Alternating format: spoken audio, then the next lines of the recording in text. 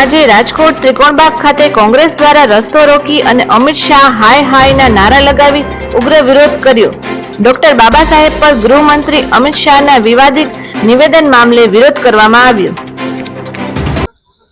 નરેશ સાગઠિયા, પ્રમુખ રાજકોટ શહેર કોંગ્રેસ અનુસૂચિત જાતિ વિભાગ, 17 તારીખે ભારતના સાંસદ ભવનની અંદર જે આપણા ભારતના બહુ પ્રખ્યાત, જેને ગુનેગાર પણ લોકો કહે છે, એવા આપણા ભારતના ગૃહમંત્રી અમિતભાઈ શાહ જે બાબા સાહેબ વિશે ટિપ્પણી કરી અને એમને જે કીધું કે બાબા સાહેબ એક ફેશન બની ગઈ છે, એમના મોઢે આ શબ્દ યોગ્ય નથી. બાબા સાહેબ અમારા ભગવાન છે અને અમારા ભગવાન જ રહેશે.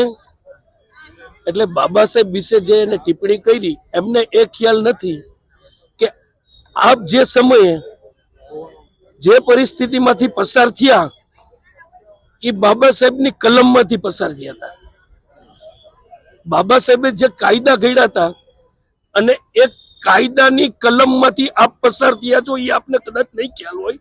એટલે અમારી એવી વિનંતી છે કે અમિત શાહ માફી માંગે કે આવી બાબત અને આવી વાત હવે પછી અમે નહીં કરશું, અને જ્યાં સુધી માફી નહીં માંગે ત્યાં સુધી અમારા ઉગ્ર કાર્યક્રમો ચાલુ રહેશે. આજે અમારો ત્રિકોણબાગ ચોક ખાતે વિરોધ પ્રદર્શન છે. અમારી રજૂઆત એ છે અને વિરોધ એ છે કે અમિત શાહ માફી માંગે એવા દેખાવનો અમે આજ રોજ આ કાર્યક્રમ આપેલ છે.